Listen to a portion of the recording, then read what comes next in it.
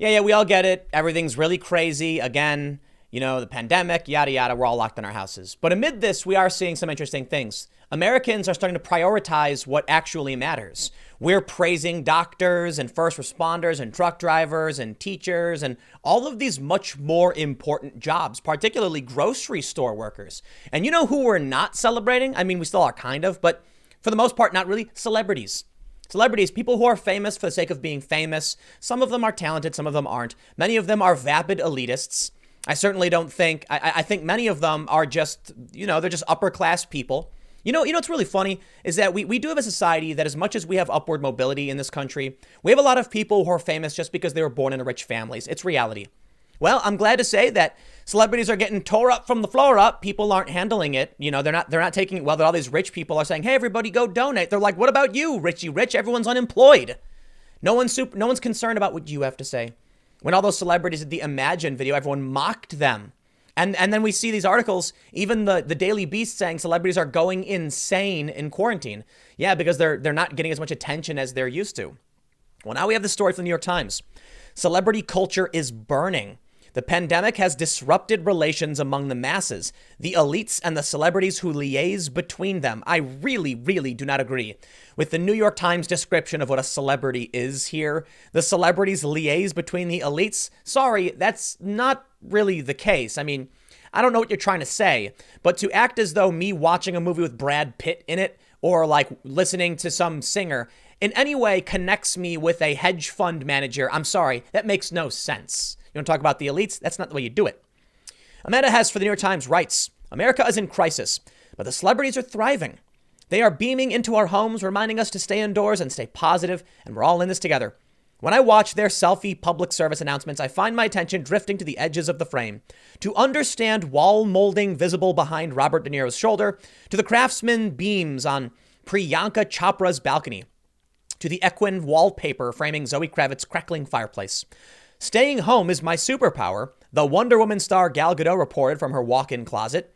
Ryan Reynolds urged his fans to work together to flatten the curve from within his rustic loft. No. Ryan Reynolds made fun of celebrities, and it was awesome. Ryan Reynolds is awesome. When Jennifer Lopez posted a video of her family sheltering in the backyard of Alex Rodriguez's vast Miami compound, the public snapped. We all hate you, was one response. Among the social impacts of the coronavirus is its swift dismantling of the cult of celebrity. Yeah, we're reprioritizing. The famous, and I don't agree with this, the famous are ambassadors of the meritocracy. No, they aren't. They represent the American pursuit of wealth through talent, charm, and hard work. No, they don't. But the dream of class mobility dissipates when society locks down. The economy stalls, the death count mounts, and everyone's future is frozen inside their own crowded apartment or palatial mansion. The difference between the two has never been more obvious. The guillotine 2020 hashtag is jumping as grocery aisles turn bare. Some have suggested that perhaps they ought to eat the rich. Now, don't get me wrong, that's stupid too. But a lot of these celebrities are just people who were born into privilege and wealth. I'm not going to pretend. And look, it's not a race thing. We can talk about privilege, and we can stop pretending like many of these woke social justice leftists do that like a multi-millionaire black woman has more privilege or has less privilege than a white homeless guy. The reality is these people are wealthy. Many are born wealthy, and they will always be wealthy. They're celebrities, some of which are famous for literally no reason other than they're good at marketing or they're famous. They're not liaising between anything, and they're not ambassadors of meritocracy. Ambassadors of meritocracy are small business owners who've started from scratch and now run a company service, helping their community, helping the people around them, and running is just making money, hiring people. That's meritocracy. Not someone who is beautiful, and so they said, we're going to put you on TV. Here's $1 million. It's not true for everybody, but celebrities, come on. They don't deserve any of my sympathy. The New York Times says when Pharrell Williams asked his followers to donate to aid frontline responders, they virtually grabbed him by the pants and shook him upside down, telling him to empty his own deep pockets. Kristen Bell and Dax Shepard have been outed as landlords. Outed as landlords. I love it. As Ellen DeGeneres lounged on her sofa, video chatting with famous friends, the comedian Kevin T. Porter solicited stories from service workers and Hollywood peons who had experienced run-ins with DeGeneres, whom he called notoriously one of the meanest people alive. The film Parasite, in which a poor South Korean family cleverly cons its way into the home of a rich one, has been converted into a well-worn social media retort. Whenever celebrities offer glimpses inside their own manses, the reference succeeds partly because so many super rich people have such blandly similar minimalist homes. I can't understand why all these rich people live in these crazy houses. Like, what would you really do with a massive mansion? It makes no sense. Isn't that like, you know what it is? I think they grew up in this, so they're used to it. But for me, I don't want to say I like cozy, but I at least like to know what my, like who's in my house. You know what I mean? If you're in a mansion bigger than a shopping mall, there could be someone lurking around. You never see them. Like, you could have someone sleeping in the attic and you'd never know. That's kind of creepy, okay? So big houses are weird. What do you even do with it? Like, what do you put in these rooms? And don't they just collect dust? I guess, you know, when people are worth tens of millions of dollars, hundreds of millions of dollars, they just have money to spare. So sure, why not? But to me, it's frankly absurd. New York Times says, it must be a very hard time to be so famous. Celebrities are not among the very wealthiest Americans. Lopez's reported net worth is a fraction of a percent of Jeff Bezos'. That's not fair. Comparing Jennifer Lopez to Jeff Bezos makes literally no sense. But they are the ones who are tasked with liaising with the general public, offering vicarious access to their lifestyles. Okay, sure, I guess. Celebrity culture glorifies them not just for their performances or personas, but for their wealth itself. Their blowout child birthday parties, car collections, plastic surgeries, and property ownership. From lifestyles of the rich and famous to My Super Sweet 16 and Keeping Up with the Kardashians, the ability to watch or hate watch this spectacle of excess has functioned as a bizarre appeasement for inequality. But this compact rests on the celebrity's ability to seem to move easily between the elite and the masses, to be aspirational and approachable at once. And under normal circumstances, they are accustomed to receiving accolades for using their platforms to raise awareness in the service of bland initiatives for the public good. But our awareness has never been so easy to rouse and misuse. Celebrities have a captive audience of traumatized people who are glued to the internet, eyes darting toward trending topics for clues to processing the unimaginable horrors looming just outside. And instead are finding Madonna bathing in a rose petal-strewn bath. Yeah, in a kind of an unhinged way. Stunts like Gal Gadot's crowdsourced famous person cover of John Lennon's Imagine are tone deaf in more ways than one. Most of these people cannot even sing.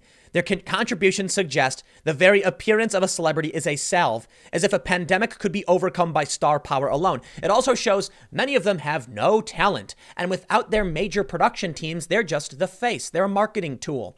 You know why they live in big fancy houses and they have all this fancy stuff? So they could sell it to you. They're wearing that fancy dress and they want you to know about it in their photos because they want you to buy it. In fact, often they don't even own the clothes. They're renting them or it's a shoot and they're getting paid cash. Of course, many of them are rich. The Imagine thing was so just awful. It was just so awful. God, it was so terrible. One of the ironies of this moment is that though we feel less like stars than ever, they seem to feel more like us, or at least what they think it must feel like to be us. DeGeneres is going stir crazy from having to stay inside her enormous home. Katy Perry has lost track of the days she spent inside her enormous home. Madonna has elevated celebrity delusion to kind of performance art. In a series of oddly professional Instagram videos suggesting a perhaps dangerous concentration of staff members in her home, she can be seen undergoing a bizarre healing procedure at her personal health clinic and bending over a typewriter in a kimono, pontificating about the social effects of the virus. For Madonna, performing for the public and holding fans in her thrall is yet another luxury gone for now, she says in one video. In its place is the disturbing sensation of normalcy.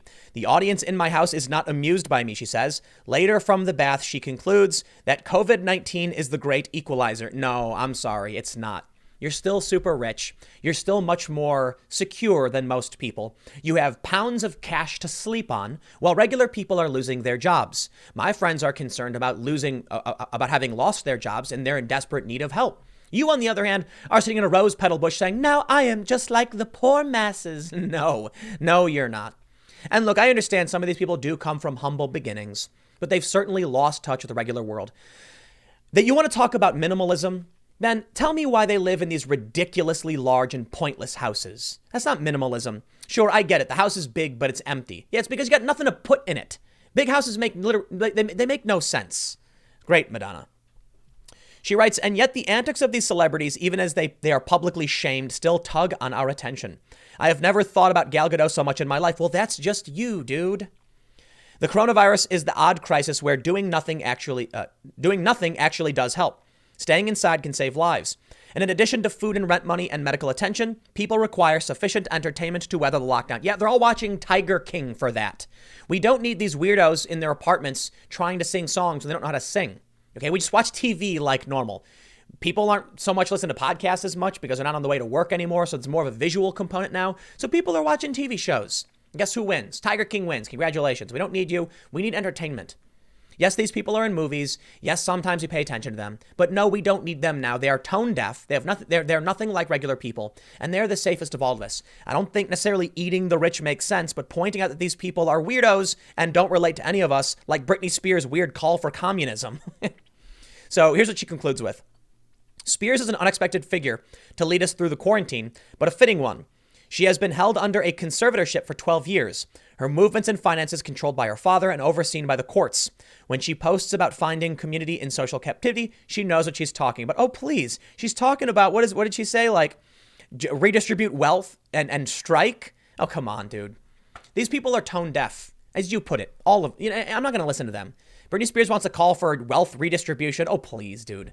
You're coming from this point of privilege where you're rich. You've always been rich. You don't know anything else. You're safe. And they might as well. This comment from Britney Spears is the Instagram equivalent of have the maid do it. I'll leave it there. Stick around. I got a couple more segments coming up for you in a few minutes, and I will see you all shortly.